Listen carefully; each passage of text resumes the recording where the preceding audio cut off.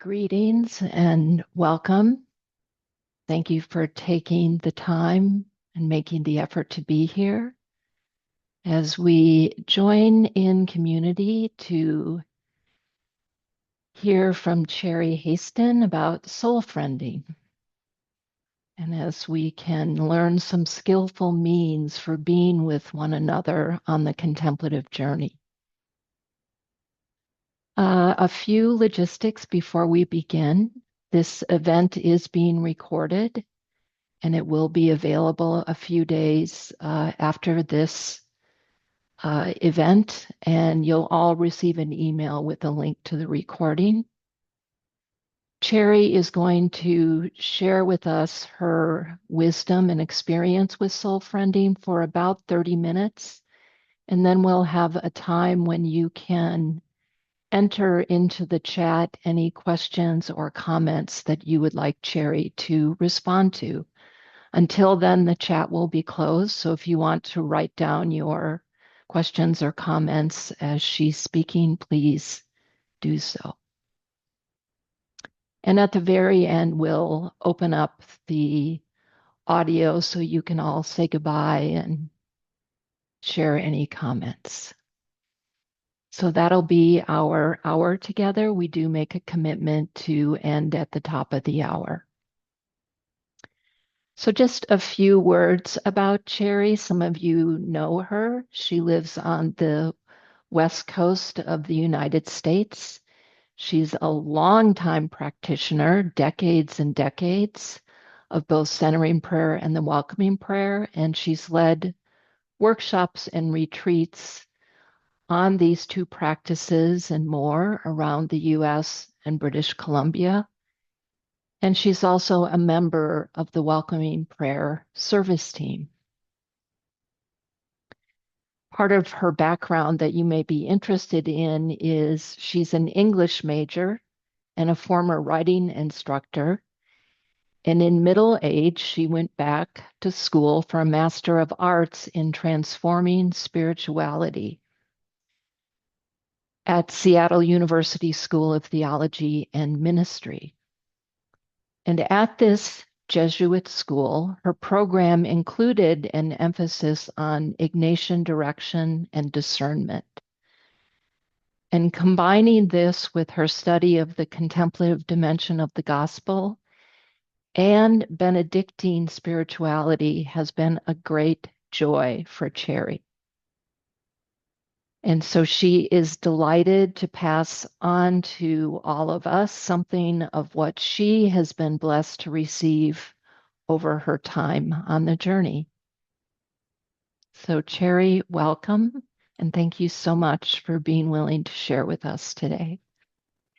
Thank you so much, Pamela.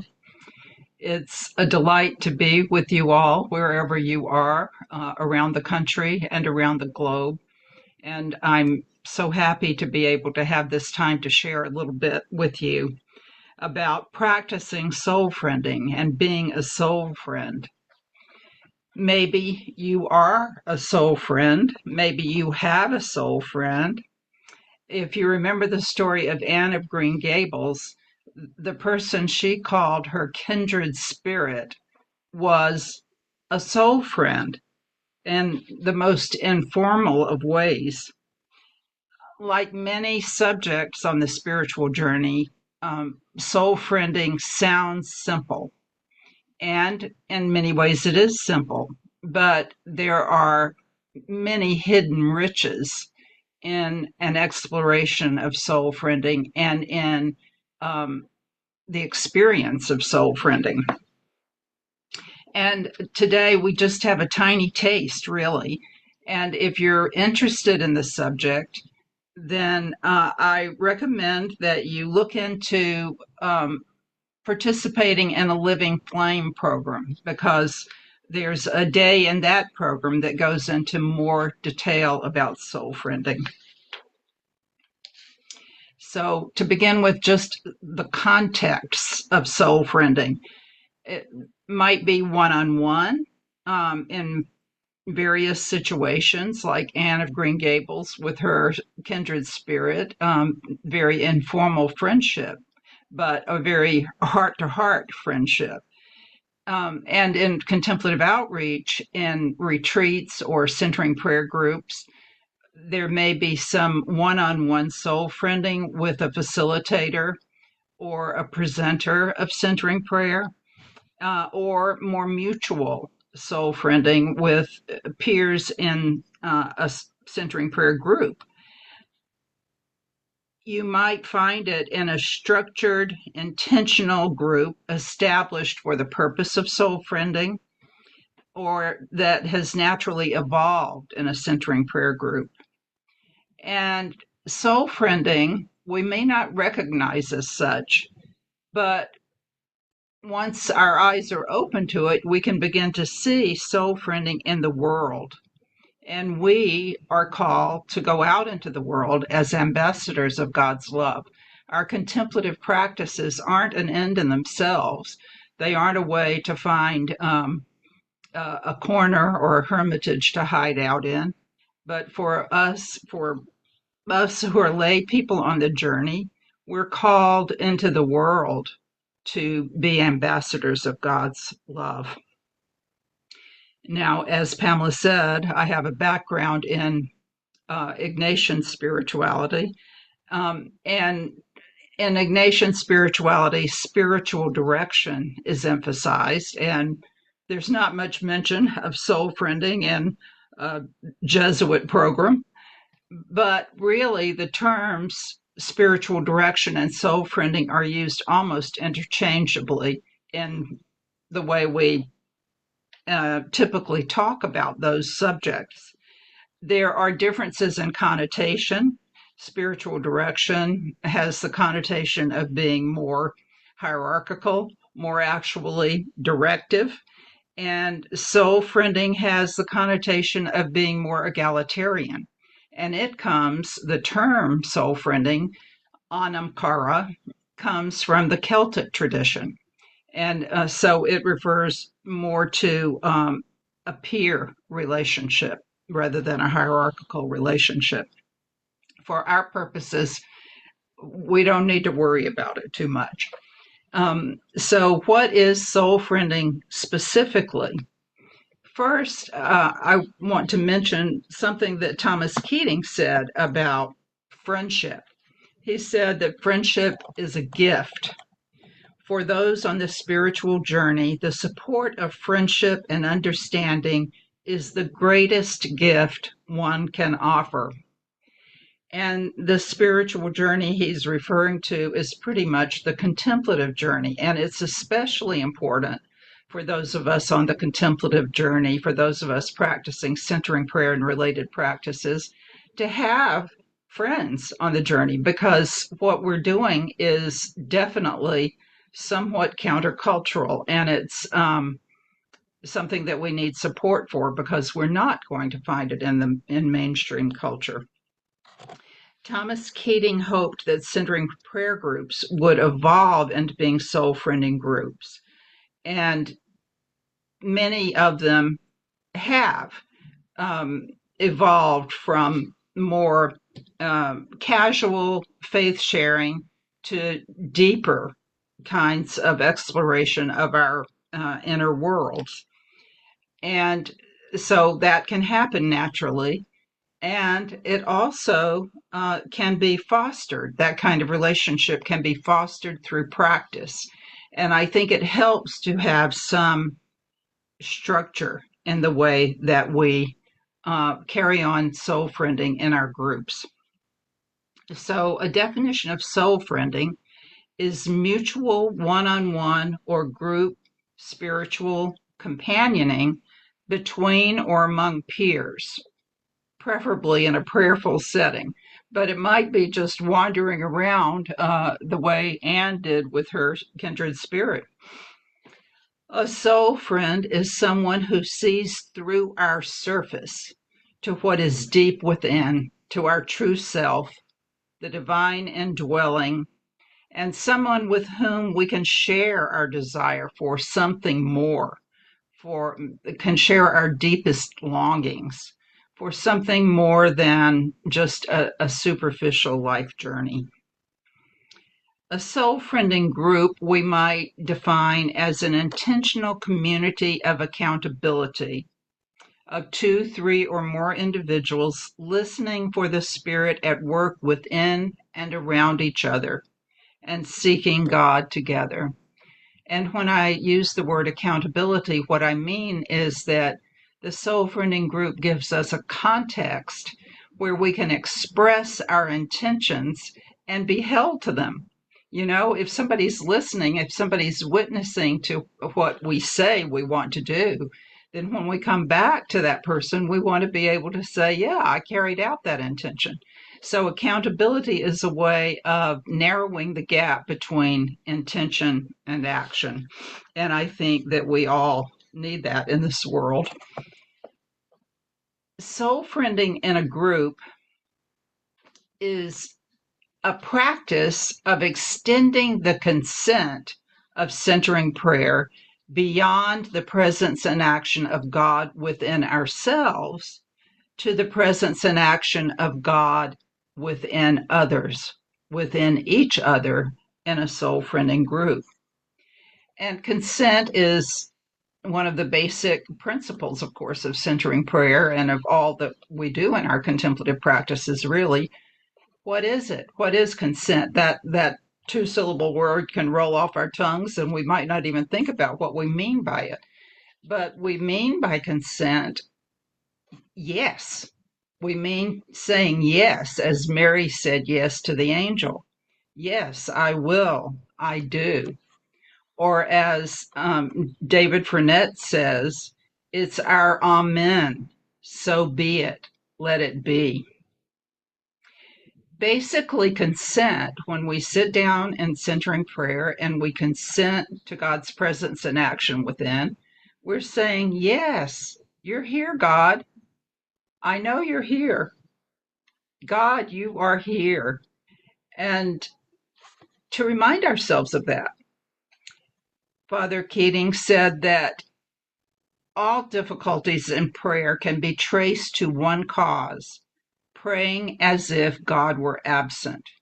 And he says that praying as if God were absent is a monumental illusion. God is always present. We're absent. Our thoughts are somewhere else. Our hearts, our intentions are somewhere else. We're preoccupied. But God is always there. And so our practices are reminders that God is there and that we can consent. We can say yes to God moment by moment by moment. So, what are we consenting to in centering prayer and in soul friending and in our lives? We're consenting to God's presence and action within what is, within reality, within what we are experiencing in the moment. To God as God is, the mystery at the center of all things. We're consenting to the unknown that's bigger than our definitions or concepts. So that's the cosmic stuff we're consenting to. We're consenting to be a part of this big picture. And we're also consenting to be a part of a smaller local picture.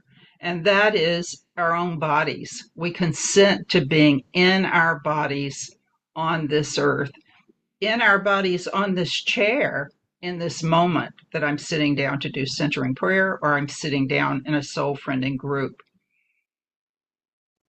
So being present in the moment is such an important thing, being present in the moment, in the place where we are.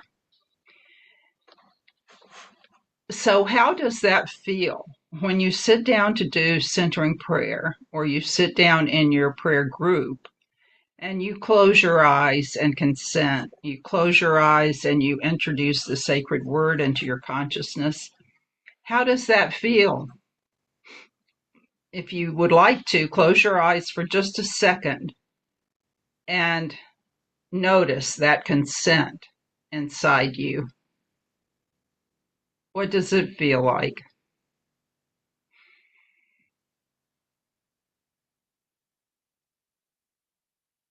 Sometimes when I sit down to do centering prayer, I'm very fidgety. I'm sure you've never been fidgety, but I'm fidgety quite often. And sometimes my mind is just so busy with thoughts.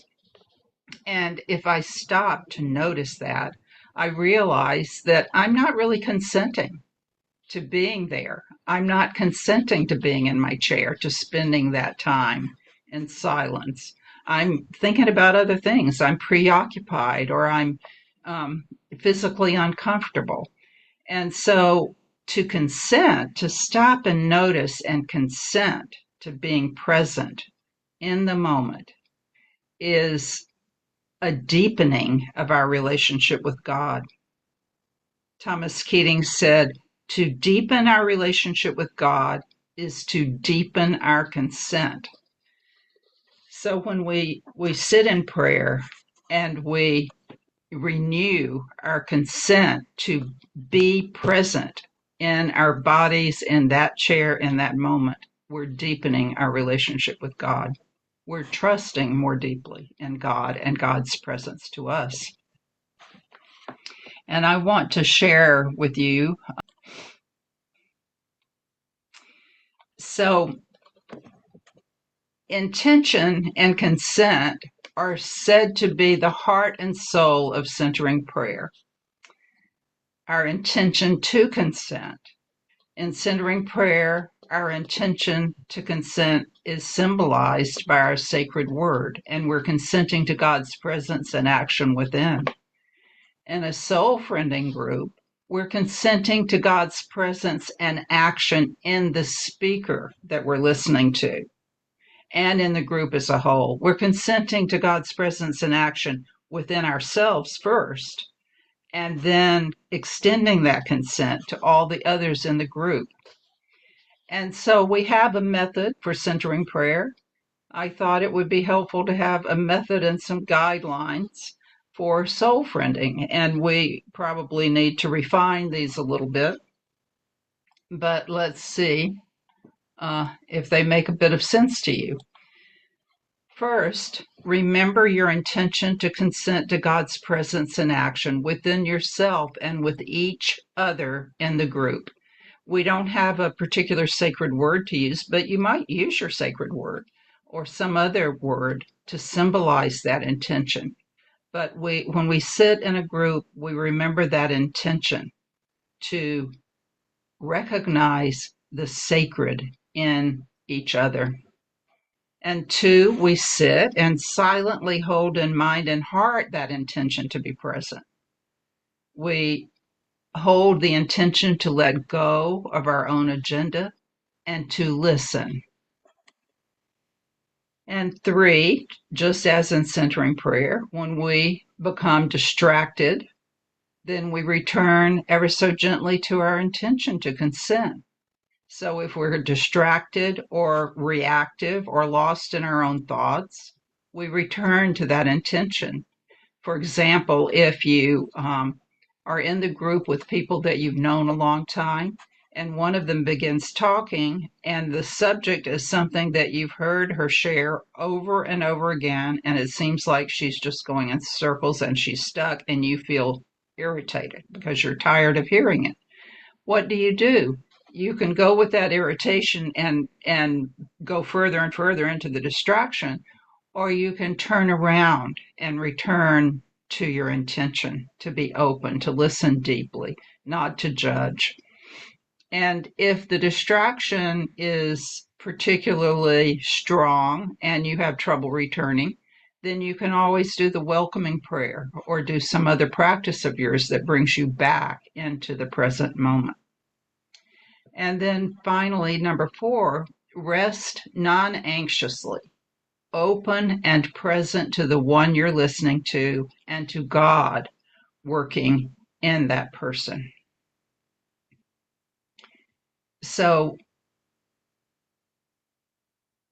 soul friending, like centering prayer, is deepening our awareness at a deep level of our being. And you remember that Thomas Keating talks about the different levels of awareness in our consciousness. The ordinary awareness, which is, according to Jung, the great vast majority of our awareness, the largest part. but it's actually very superficial. I think of it as the crust, like the crust of the earth, the crust of our awareness. And it's where we do spend most of our time. A little bit deeper is the spiritual awareness. It's our unconscious where all kinds of things are stored. And very importantly, it's our spiritual awareness. And then our true self, as we get even deeper, we we plumb our true self and we plumb the divine presence at the center of our being. That divine presence is always there within us, that spark of the divine, and it's inviolable. It can't be erased, it can't be taken away. As Thomas Merton calls it, it's the point vierge, the virgin point within us that is inviolable, as he says. And now, as we go through the moments of centering prayer, introducing our sacred word, um, feeling some peace, then having the hard pan get broken up and unloading starting to happen, maybe in the form of thoughts or twitches or fidgets, and then return to the sacred word and continue going through these moments in centering prayer in some sort of rhythm, although in centering prayer it's not a regular rhythm. It may seem like we are going in circles, but Thomas Keating points out to us that it's really spirals. And I put some spirals on this slide so you could imagine for yourself this concept that I don't think that we can prove that it looks this way, but somehow or other we're going from that outer surface, from the crust of our ordinary awareness, more and more deeply into our unconscious awareness, to the depths of our being.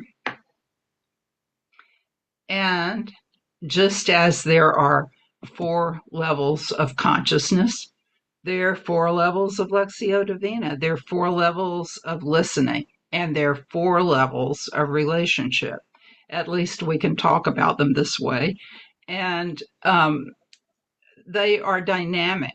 You know, categories are not ever completely accurate. These are kind of suggestions of what these concepts are like. And we hardly ever go through anything in a linear way, in my experience. And we go back and forth. We take a step forward and a couple of steps back and maybe dance around a little and then go forward again. So they're all dynamic processes. But I want to focus on relationships since we're talking about soul friending. And the stages of relationship are acquaintance, friendliness, friendship, and intimacy. So we're moving more and more deeply into relationship with each other. Just as in centering prayer, we move more and more deeply into that relationship with the divine. And this image up here on the top right is actually a copy of a flip chart that Thomas Keating drew in some workshop I attended. And I just find it so charming that we have that little artifact. So friendship, Elred of Ribot was an old, I think it was 12th century, but I forgot to look that up, Cistercian monk in England, and he wrote a treatise on friendship. And he said that friendship is a step toward the love and knowledge of God. If you look at a developing relationship, then there's steps along the way. They might not be discrete, but they go from acquaintance to friendliness to friendship. So we're moving step by step toward greater intimacy with God and with our companions on the journey. Jesus said, "Henceforth I call you not servants, I have called you, or I have named you friends." There's a shift in the relationship between something hierarchical to something more egalitarian. even with Jesus. Imagine that. And here's another image of the visitation. And I think that Mary and Elizabeth are icons of soul friending. This is a painting from around 1900 by Maurice Denis, of Mary rushing to see her cousin Elizabeth to tell her that she's going to bear the child of God. And she reaches out her hands to her dear friend, and her friend bows to her, bows to the sacred in her, bows to her as the Theotokos, that one bearing God. And of course, in the picture, we can't see that within. We can't see it with our eyes, but we know that it's there. We know that these two women are bearing the sacred.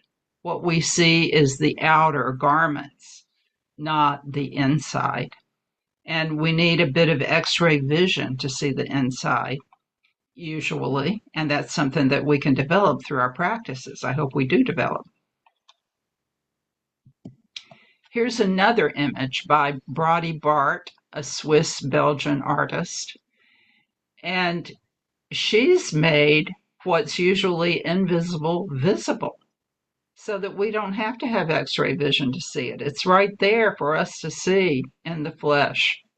The baby John the Baptist, if you can imagine John the Baptist as a baby, and the baby Jesus. We see them. We see through the surface to that sacred, to the divine within each.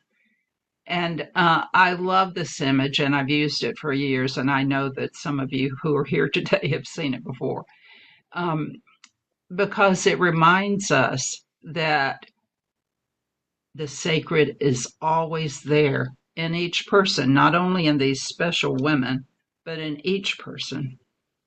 And that's what soul friending is helping to cultivate in us.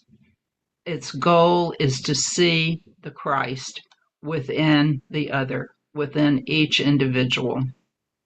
The ones in our group who may be very special to us, and also the ones out in the world, and all those troubling to us, as well as the ones that are dear to us. So there's a process or structure that I recommend for a soul friending group. And I'll just give you the bare outlines of this. But as you gather in a soul friending group, it's possible to begin maybe to do centering prayer together. And that at the end of the centering prayer time, to move into soul friending. It's probably, as you will see from the way I describe it, it's important to have not many people in the group, 3 or 4, I would say, 4 at the most, because most of us don't have a huge amount of time each week or once a month or however many times we meet to listen to a lot of people, or really just the psychological and emotional and spiritual capacity to listen to a lot of people. So if you have 3 or 4 people, then each time you meet, each person can share. If you have a larger group, if you're a member of a centering prayer group with 12 people or 16, or then you can divide up after centering prayer into smaller groups, which is the way Rosemary Dougherty organized things at Shalem Institute. She did a huge amount of work on what she called group spiritual direction, but it's very similar to what I would call a soul friending process. So in the time that the soul friending group meets, you begin with silence.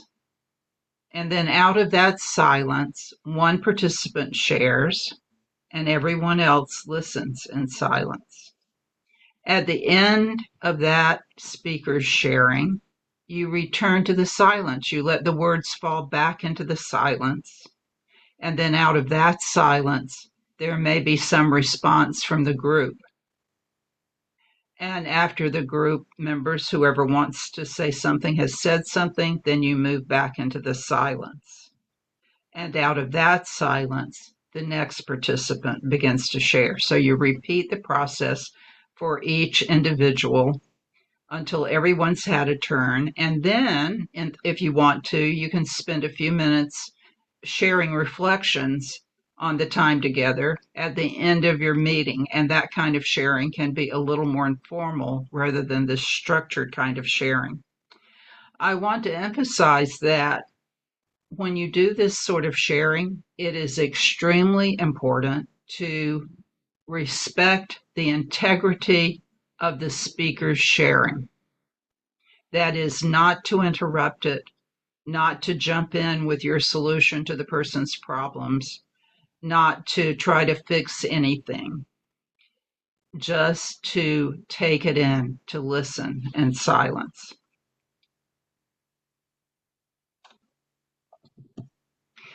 And we have a mnemonic device, less,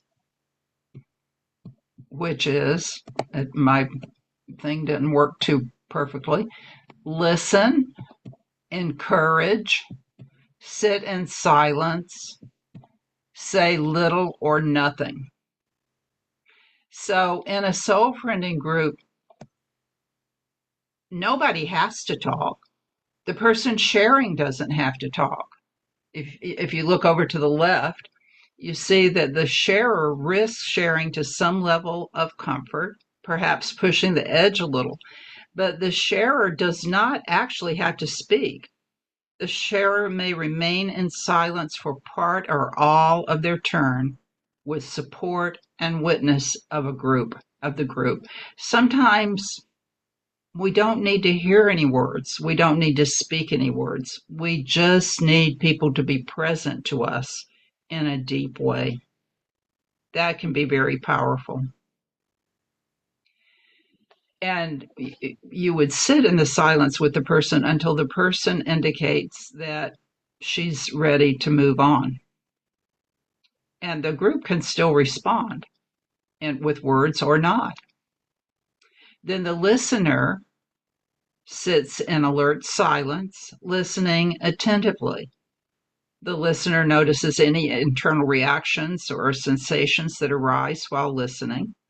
When distracted, returns ever so gently to the intention and maybe does some welcoming prayer to bring the attention back, and speaks only in response if strongly prompted by the Spirit to do so. So less is more. Listen, encourage, sit in silence, and say little or nothing.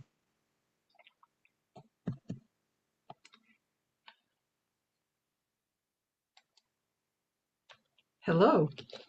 Um,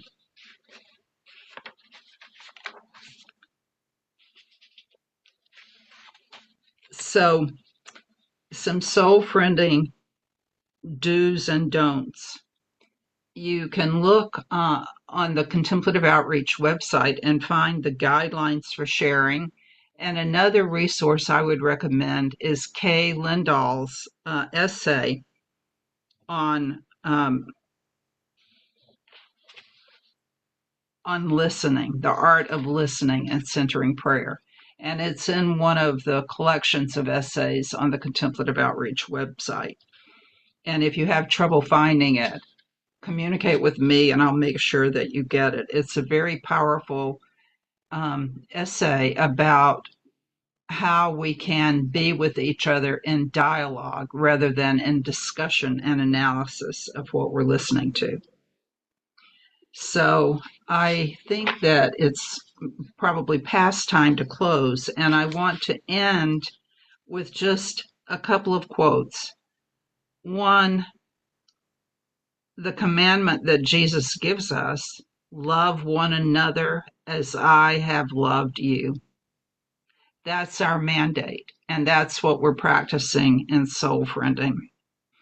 And from another source, Dr. Martin Luther King Jr., our goal is to create a beloved community, and that will require a qualitative change in our souls as well as a quantitative change in our lives. And isn't that what our contemplative journeys are about? That kind of change, that kind of transformation within that we bring to the world around us as ambassadors of God's love. And since I mentioned old Elred of Ravoux, I'll give him the last word here. The bliss of all individually is the bliss of all collectively, and the sum of all individual beatitudes is the beatitude of all together. So, blessings as you seek to find the sacred in your group members and in the people in the world. Thank you, Cherry. And friends, I've opened up the chat if you want to put any comments or questions in for Cherry. I guess I'll start you. Oh, and I also wanted to say, Cherry, if you send me those links, I can include them in a follow-up email so that everyone will just have easy access to the Mm-hmm. guidelines in the article. Um, you started to talk about the do's and don'ts of soul friending, and then you referenced the guidelines for sharing in a centering prayer group.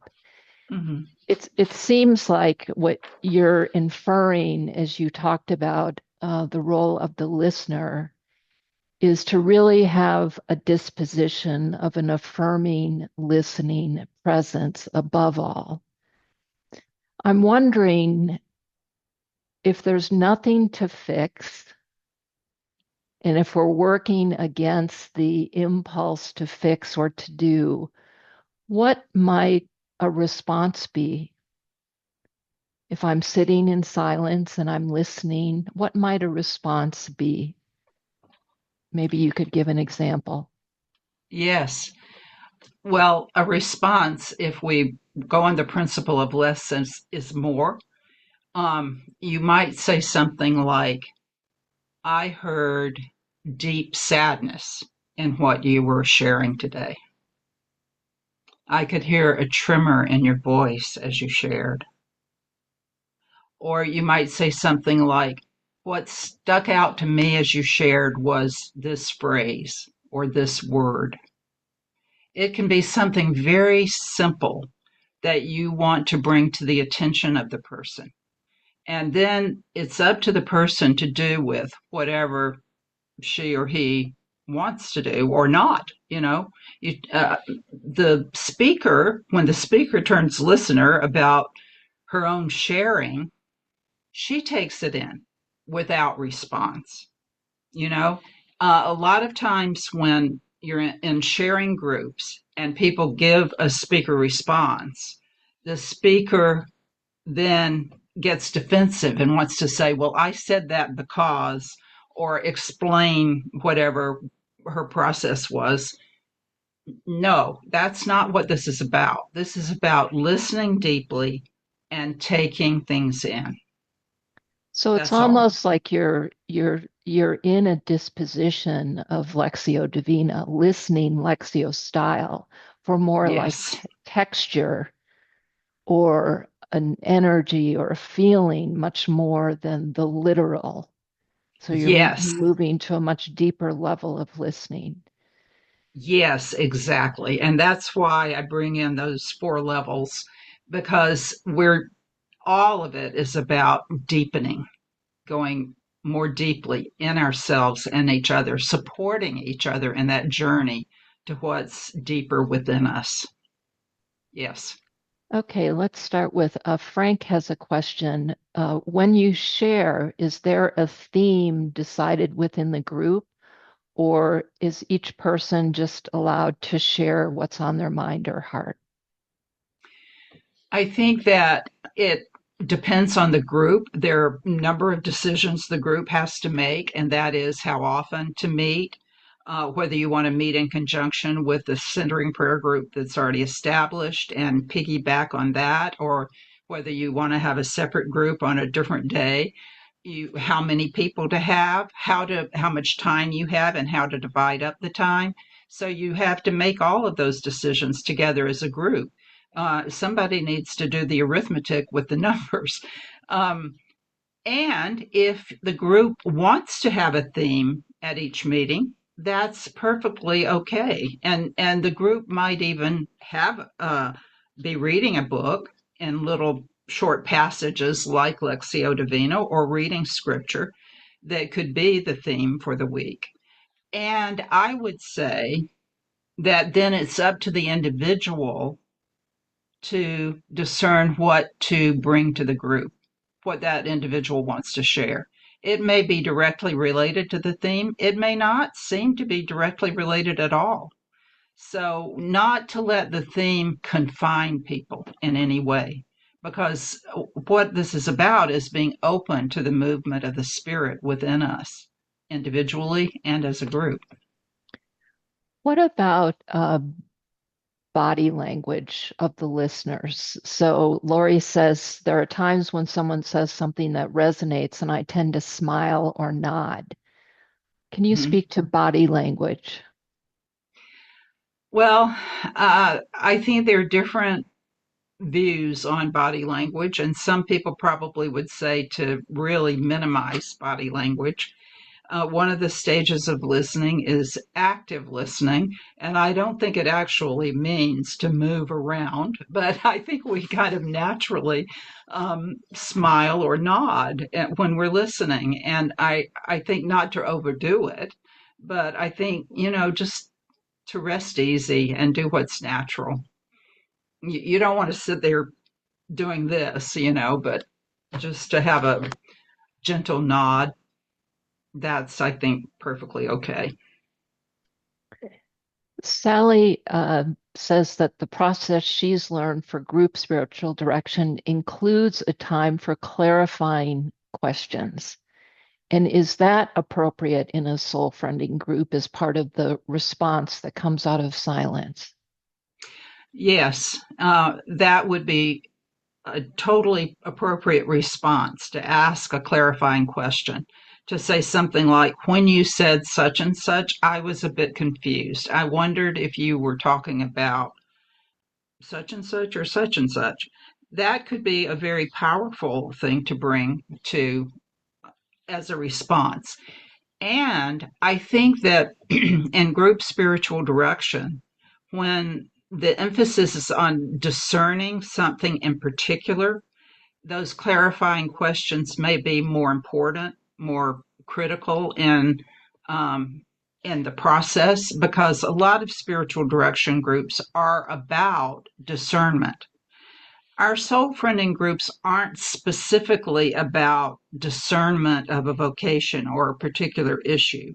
They're more about discernment of the movement of the spirit in our lives in general, and our spirituality and our relationship with God. So it's a broader interpretation, I think, of what's happening in a soul friending group. So just to be judicious about how you ask questions in the same way that you would be about any comment that you make. But yes, I think that that can be powerful to ask a simple question without putting judgment into your tone of voice. And practically speaking, Barb asked, do you divide the time according to how many people are there to make sure that everybody gets a chance to share, or how does that work? Is that another group agreement kind of thing, or? Yes, that's another group agreement, because uh, that's what I was meant when I said somebody has to do the arithmetic. You figure out how much time you have, how many people you have in the group, and you divide it up. Um, you may subtract a little time at the beginning or the end for centering prayer, and then what's left for people to share. And how much time will the sharing last, and how much time do you want to devote to response? And each person, once you've decided those things, then each person can take the full allotted amount of time for an individual to share, um, whether in silence or with sharing words. Um, and the person might decide um, to give up the way they do in Congress. I give up the floor to you. Turn back in some of your time to the group. But it's up to the group to decide all of those things. What about uh, someone who goes on in their sharing? Yes, there is always one person or more than one person. That is part of the reason for the structure and for your deciding on the amount of time for each person to share. And it's really part of the responsibility of the speaker to be judicious about that. It's there's not time to share your whole life story. To go. I remember a group that I was in where anytime one person spoke, she seemed to begin with "I was born," and it's like a collective groan would come out of the group because we thought, "How long is this going to take this time?" So we need to be judicious about the amount that it's even possible to share, and to take a little chunk of something. And another thing for the group to decide is how you want to handle that, how you want to time it. Do you want, to put out an hourglass? Do you want to have a timer with a ding? Do you want to have one person be responsible to give a signal to the sharer? Um, but I think that the structure and really respecting the structure takes care of a lot of that. And if an issue comes up, then, you know, the group needs to decide in some way how to address that issue. It may mean speaking to the person quietly. You don't want to speak to it. You don't want to embarrass the person in front of the group or chastise the person. It needs to be very diplomatic and gentle, speaking the truth in love. I think you might have just addressed another question that Frank put in, which is to how to discern if the soul friending process is working with a group. And it seems like that's just what you were speaking to, that there has to be an evaluation of the process every once in a while. Yes, and to remember the intention for the group. This is not just ordinary conversation. It's not just sitting around. It's not a casual kind of faith sharing where somebody pops in with one comment and somebody else says, "Yes, that reminds me of such and such." And, you just kind of go around and somebody never says a word and somebody else talks a lot. um, so it's not that kind of group. There are protections built in, and yet we're human. So those aren't always going to solve every issue. But I think that it is important to evaluate from time to time, is this working? Is this, you can have a potluck and talk about it. Is this working for you? What's working? What's not working? Um, do we need to renew our commitment to this sort of sharing? All of that's up to the group, the wisdom of the group. Marianne has a comment. She says, it's important to not try to fix or use judgment. Our questions need to come from a desire to help the talker go more deeply into their story wisdom instead of a question coming from curiosity.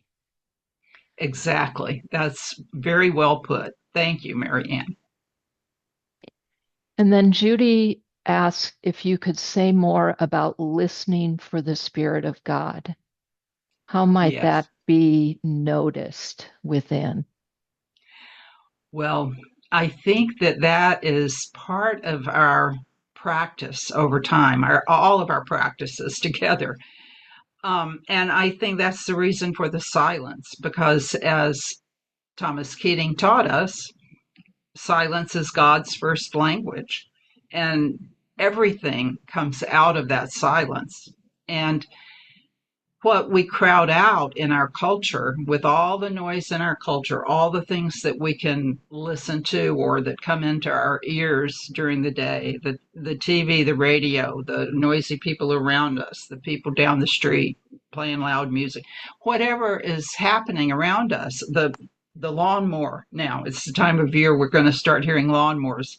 I take that as white noise that's a little bit contemplative, but not everybody takes it that way. But these things crowd out our ability to hear. And of course, we have that phrase from scripture about listening for the still small voice. I think that still small voice is within us, and that we need to be quiet and listen for that voice. Listen for the knowing. And that voice doesn't come to us in words. It comes to us, it may come to us in words, but it comes to us in physical sensations. And that's why, I have a prejudice in favor of the welcoming prayer, but that's one of the reasons I think the welcoming prayer is so powerful, because it teaches us to listen to the wisdom of our bodies. And I think that that's where we find the still small voice. That's where we can hear the still small voice. And it's subtle. If you read books about spiritual direction and soul friending and take classes, everybody says it's subtle. It's subtle. It's not going to come to you in a billboard or, over a loudspeaker. Jamie's wondering if you might be willing to share your PowerPoint so that it could be used perhaps to start a group or to take it back to a faith community. So if you're willing, we could include that in the follow-up email. Yes, certainly. And I'm trusting you, Pamela, to keep track of these things I'm Yes, supposed to send you. I will. I will. I'm wondering, Cherry, if you have any personal experiences that you might share with soul friending, either one-on-one in a retreat environment, something that was either meaningful to you or something that you learned as a listener. Hmm. Well, let's see. I hadn't been thinking of that, and that's a good question. Um, I remember one thing that was very powerful, that may not be the kind of example that we generally, it may not be a model for sharing. But I remember being in a group once where I was, just riddled with anxiety. My anxiety was off the scales, and I was going around and around in my head, obsessing about things. And I shared some of that.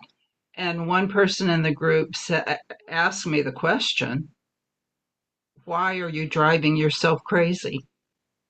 And I remember that question, it was almost like an arrow into my heart. It shocked me, and it definitely made me step back and reflect on what I was doing. So that question may seem a little harsh and not like the kind of gentle question that we usually want to ask in a soul friending group, but it does illustrate the power of a question in a group. Yes, and that could have come from the inspiration of the spirit, Yes, you know. exactly. So even though it landed in you, so it seems that that question was very useful, Yes, direct as it exactly. was. That's right. What about if when it's someone's turn to share and there's just tears? There's just tears. What is the appropriate response for the group? The appropriate response in the group takes some self-discipline, because I think that when somebody begins to cry, that our automatic impulse is to get the tissues, to take the tissues to the person, to pat the person, to do something comforting. in the context of a soul friending group, that's not what we do. And as a matter of fact, depending on the person and the situation, that kind of thing can feel intrusive no matter what. But in a soul friending group, you have this respectful structure. And if a person begins to cry and lots of tears come, and the person spends his whole time crying, then what do? We sit there with him in the group as witnesses, as prayerful, compassionate witnesses. So it's almost like not holding hands physically, but joining heart to heart with that person in this, whatever's going on inside. We may not ever know, but in that deep grief or that um, deep relief of being listened to. And I have an example of that. Uh, the first time I went to on a retreat at Snowmass, and went to the chapel there at St. Benedict's for prayer. Sitting there on the back bench with the monks, if any of you have experienced that. And I, it was such a powerful experience to be in that group of people in that setting. It was something that I had longed for. I didn't know it was what I longed for, but I longed for something that was that deeply reverent. And it touched me so that tears started flowing. So nobody was saying anything. I wasn't saying anything to anybody. Nobody was saying anything to me. But it was a powerful experience of being with compassionate, deeply prayerful people who had deep relationships with God. And that's, I guess, if I would pray for anything for us, it's to have that kind of companionship, that kind of soul friending. That's so beautiful. I think that's a good place to end, unless there's anything else that comes to you that you would like to say. No, just thank you so much for the opportunity to share. And I hope that all of you got something out of this and that we'll meet again on the road. Thank you so much, Cherry, for friending us during this time. And if anyone would like to unmute and say goodbye, please do so. Bless you all.